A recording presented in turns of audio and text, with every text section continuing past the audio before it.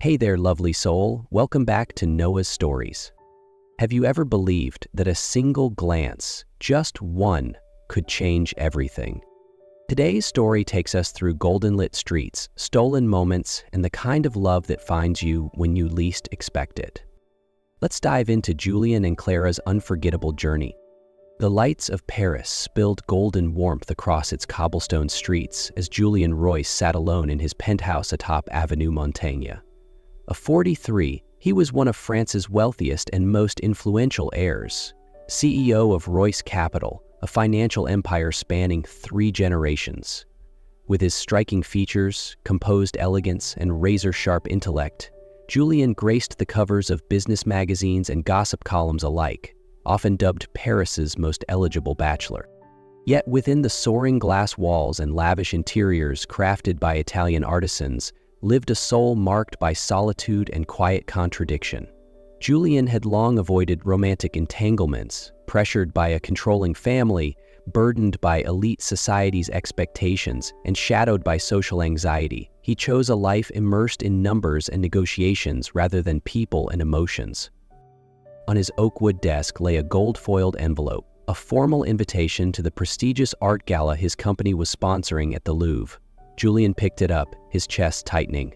Another evening of spotlights, strangers, and the unrelenting pressure to perform. But this time, his eyes lingered on the attached guest list. A name he didn't recognize stirred something unfamiliar in him. Clara Duvall, lead photographer, event coverage. Outside his window, Paris shimmered under a misting rain. Julian rose and stepped to the glass. His breath left a soft fog on the surface. Like his heart, once sealed behind walls of calculation, now stirred unexpectedly by nothing more than a name. Paris slipped into night like a velvet curtain, draping the Louvre in warmth and mystery. Inside its marble halls, the click of designer heels and soft aristocratic murmurs composed a quiet symphony of old money and polished grace. Crystal chandeliers shimmered like galaxies, casting fractured light upon artworks that had survived time itself. Clara Duvall moved quietly through that world, not as a guest of prestige, but as a storyteller behind the lens. At 18, she was the youngest photographer ever invited to cover an event at the Louvre. Born to a modest family in Marseille, where sunlight on brick walls became her first canvas, Clara wasn't fluent in luxury, but she spoke the language of observation and feeling. Her silver Leica rested comfortably in her hands, a familiar weight. She drifted like a shadow among the guests, capturing moments rather than participating in them.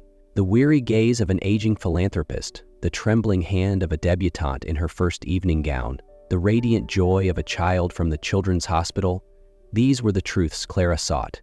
She didn't want perfection, she wanted the human pulse beneath the gold. Then a misstep. A group of guests spun in laughter, forcing Clara to step back quickly. Her heels slid against polished marble. The camera tilted, fingers tightened. Too late. But someone caught it, and she looked up. The man before her could step from a Renaissance portrait, tall, elegant, sculpted with restraint. Dark brown hair framed a face too symmetrical to be accidental.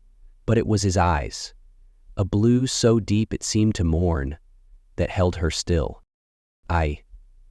I'm sorry. His voice was low, nearly a whisper. No, thank you. You saved my camera, Clara replied, her fingers still trembling from the fall.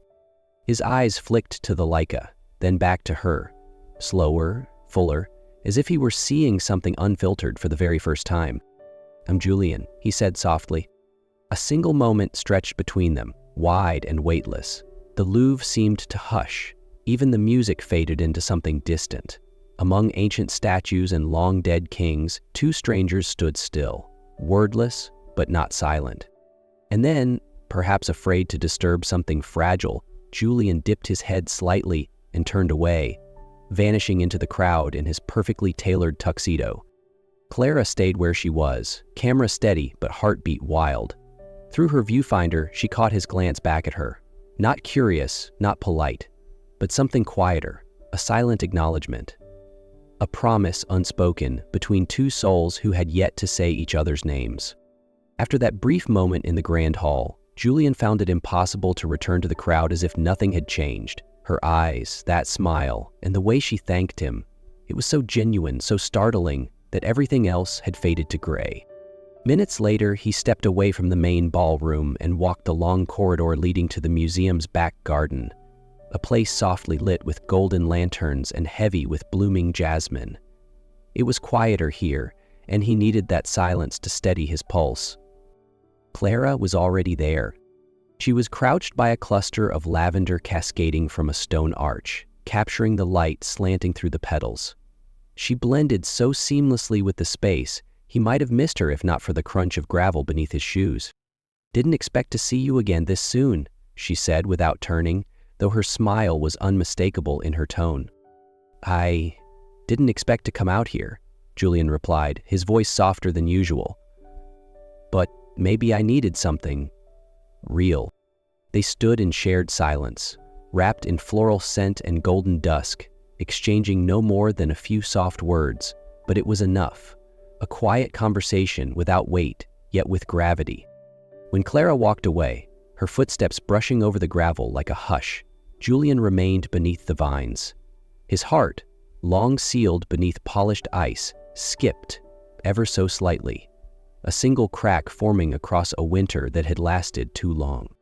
3 weeks later, the Paris sky wore soft blush tones as Julian stepped into the enchanted world of the charity gala, hosted beneath a vintage circus tent in Montsouris Park. The red and white striped pavilion felt pulled from a childhood dream, its twinkling lights casting golden magic across faces young and old. Children from orphanages mingled with patrons in silk gowns and tailored suits, the boundaries of class momentarily blurred beneath the spell of whimsy.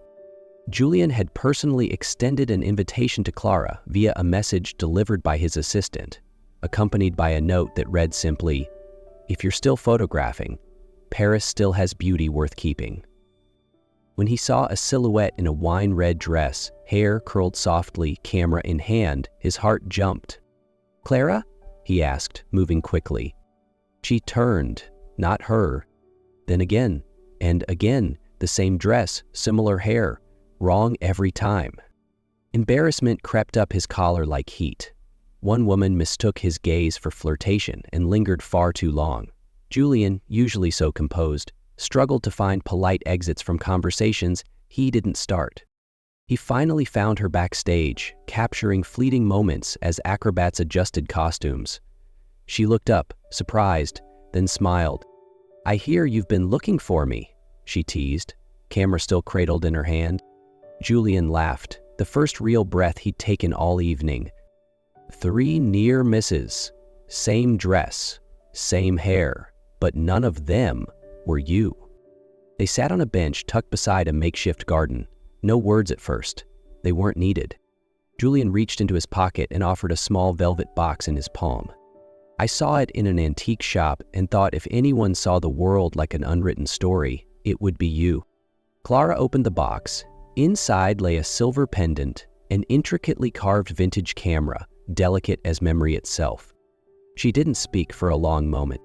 "No one's ever given me something that felt like me," she said softly, her eyes glinting with something tender. Julian hesitated. "May I?" She nodded. As he fastened the chain around her neck, his fingers brushed the warm skin at the nape of her neck, a barely there touch, but in his world, it echoed like thunder. For the first time, Julian didn't want to hide from feeling. No prepared lines, no polished mask. He was simply a man, and she was the realest thing he had ever touched. In a small gallery tucked within the Marais district, warm lights washed over rough stone walls and framed moments of life, where Clara Duvall was quietly living a dream she never dared to name. At 19, she was holding her first solo photography exhibition, Between the Moments. Her photos captured the quiet rhythm of Paris, a child laughing in the rain, an old woman selling pastries by the Seine, lovers embracing at a metro stop, and at the very center was him, Julian. The largest print, displayed in the heart of the gallery, showed him beneath the circus lights, his head slightly tilted, eyes fixed on something beyond the frame. Clara had taken it during the gala, unposed, unaware, just a man, lost in a crowded world. She had never shown him the photo before. When Julian entered the gallery, she saw him stop. He stared at the portrait like he didn't recognize the loneliness it held. Or perhaps, like no one had ever seen him with such gentleness before. "You see me," he said softly once he reached her. "Not like they do, but truly, see." Clara smiled, fingers brushing the camera pendant he had given her. "And I still do," she replied. That evening, she invited him to her small apartment for dinner, not as a date, but as a continuation of something that had already begun. Julian stepped into the kitchen. His sleeves rolled neatly. He minced garlic, sautéed mushrooms, and reduced a wine sauce with the ease of someone who had long loved silence and creation. The scents filled the modest space, and Clara found herself moved in ways she hadn't expected.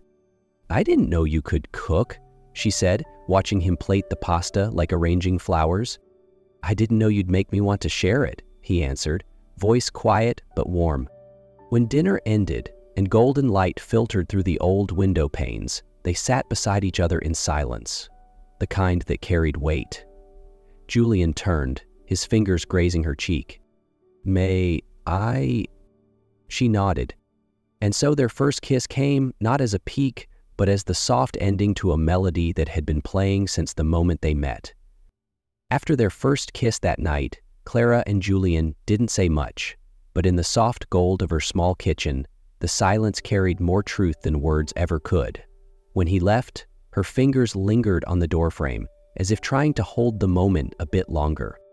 And then, slowly, like light through curtains, they began seeing each other more often. Quiet dinners in her apartment, morning coffees on his herb-lined rooftop where lavender bloomed like secrets. Their days no longer belonged to themselves, but to something unnamed that grew between them. Julian had never let anyone in this far, and because of that, he wanted to do something more, to show the world the woman who had quietly altered the way he saw everything. "I want you to come to the gala next week," he said one evening, their fingers laced on a bench under the stars. "Not just as my guest, as someone who matters." Clara paused. "I'm your quiet place, Julian. Don't ask that quiet place to speak too loud." He tightened his grip. "You're not my quiet. You're my love." A week later, at 8 p.m., she walked into the Louvre, the very place where 3 months before he had stood among the crowd and she had accidentally captured his gaze through her lens. But tonight, the museum was silent, empty, except for her and the flickering path of candles stretching from the hall to the Egyptian wing. 10,000 white roses lined the floor like a river made of petals and light. Her favorite music drifted through the stillness. Clair de Lune, soft and aching. At the far end stood Julian, holding a small, leather-bound album. When she reached him, he opened it, not to speak, but to show her. Photographs. But not hers. These were images he had taken of her, from afar, quietly, over the last 3 months. Capturing her crouched over flowers, framed by light in her studio, sleeping on the balcony, wrapped in golden sunset. "I thought, maybe this is the only way you could truly see yourself, through the eyes of someone who loves you," he said. Then he dropped to one knee, not with grandeur, but with a tremble that spoke louder than ceremony. A velvet box opened in his hands. Inside lay a moonstone ring, its color shifting gently like her, mysterious, luminous, real. "Clara Duvall," he said, voice trembling, "you gave me a reason to live honestly. Let me spend the rest of my life seeing this world with you."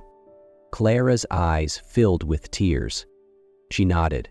No words, just a leap into his arms, surrounded by the sea of white roses and candlelight, where love needed no hiding, no disguises. Just truth, tenderness, and the promise of forever. After the magical proposal at the Louvre, it seemed every barrier had finally fallen. Julian no longer hid their love. He brought Clara to events, had her name listed on foundation art projects. Together they painted a future, modest but full of love. But in Julian's world, love was not always enough. Madame Royce, his mother, elegant in appearance, iron beneath, never hid her disdain. To her, Clara's humble origins were a stain on their legacy. 1 week after the engagement, at a private gathering at the Royce estate, a scandal unfolded. A carefully edited surveillance clip showed Clara seemingly raising her voice at an esteemed guest in a shadowed hallway. The video, stripped of context, spread like wildfire. Tabloids branded her entitled, a social climber with no sense of place. Julian was in Italy on business. By the time he returned, Clara was gone. Julian found the letter on her wooden table, the one where they'd shared countless late-night meals. Beside it lay a photograph of them together, taken in the rooftop garden. Clara was mid-laugh, her head tilted. Julian stared at her in the photo, vulnerable in a way only she ever saw. "Julian, I'm not leaving because I stopped loving you. I'm leaving because I love you enough not to become the reason your world falls apart." Yesterday, at Hotel Montclair, your mother and the PR team staged a scene, subtle but enough for the tabloids to begin spinning stories about me, about a past they invented. I have nothing to hide, but I don't have the strength to fight. You were born into this world, I wasn't, and I can't ask you to choose between me and everything you've built. The ring stays, I don't. Let this love be the most beautiful thing we ever had, not the thing that breaks everything else. Clara. Julian didn't read the letter twice. He didn't need to. Every word carved itself into him like a blade. The ring box sat open on the table, still, silent. He reached for it, then stopped, as if afraid touching it would make her absence too real. He picked up the photograph. In that moment, they had believed in forever. But love doesn't always end for lack of feeling. Sometimes, the world simply breaks what is most fragile. That night, Julian sat alone in the rooftop garden she once tended with such care. The lights of Paris shimmered below, as they always had, but amidst all that brilliance, all he could see was the space where Clara used to be. But days later, Lucienne, the long-serving housekeeper, called him to the library. There she handed him the unedited video, untouched. She whispered, "You deserve to know the truth. It was your mother. She arranged everything." Julian closed his hand around the pendant. For the first time in his life, he chose not to stay silent. Julian chose not to stay silent. He held a press conference, not with a prepared speech, not with a spokesperson, just him and the unedited footage that revealed the truth. Clara was innocent, and the incident at the Royce estate had been carefully staged by none other than his own mother. Immediately after, Julian left Paris, his destination, Marseille. But he had no address, no house number. All he had was a photograph of Clara smiling under a window draped in ivy, captioned, "Home, where I learned to take my first photo." Marseille in late spring was golden with sun, and the sea shimmered like glass. Julian stepped off the train, no map, no guide. Only a fragile hope and a love loud enough to echo in his chest. He showed the photo to the flower seller by the fountain, the boy mending fishing nets at the dock, the old mechanic outside a faded paint shop. "I'm looking for this girl. Her name is Clara." A day passed, then another. By the third afternoon, as fatigue and despair began to win, an elderly woman selling lavender biscuits looked at the photo, then smiled. "Duvall's daughter, yes, pale yellow house down the hill near the lake. You'll know it by the ivy." Julian ran. His heart beat wild as the old wooden gate came into view. The house, just like the photo, and there she was, Clara, watering lavender near the fence. "I didn't find you with a map, only faith." She didn't speak, her eyes shimmered, but she didn't rush into his arms. "Why didn't you come sooner?" she asked. "I thought you needed time, but I was wrong. I should have been there when you needed me most." "I know you didn't leave because you were afraid to love me. You left because you were afraid of ruining my world." He took another step. "But that world means nothing if you're not in it." Clara clenched her fists, then released them. And finally, she embraced him, tight, breathless, his warmth, familiar, healing. Their kiss wasn't dramatic, it was gentle and real. Then he placed in her hand the ring, a ring that had always belonged to her, all along. A few days later, they returned to Paris. Julian took Clara to meet his mother. Madame Royce waited in the parlor. Her usual poise was replaced by quiet fatigue, her hands clasped tightly in her lap. "I'm not here to ask permission," Julian said. "We're getting married." Madame Royce remained silent, then looked at Clara, no longer with distance but with remorse. "I was afraid of losing my son to someone I didn't understand. But it turns out it was me who pushed him away." "I was wrong," she said softly. "If you can forgive me, I want to be part of your day." Clara looked at Julian, then nodded gently. The wedding took place on a sunlit rooftop terrace as early autumn leaves began to turn. It was the same place where they'd shared their first laugh, their first silence, and their almost goodbye. Julian wore a silver gray suit. Clara wore a simple white silk gown, holding a bouquet of lavender. The camera pendant shimmered beneath her neckline, a symbol of all they had endured. They didn't make grand promises, but when they looked into each other's eyes, they knew. If love is true, it will find its way back, and this time, it will stay. If this story stirred something in you, a memory, a feeling, a quiet hope, don't forget to give it a like and share it with someone who still believes in love that heals. I'd love to hear from you. Have you ever loved someone so deeply that you had to let them go? Subscribe to Noah's Stories for more soul-touched tales, where every heartbeat becomes a story worth telling.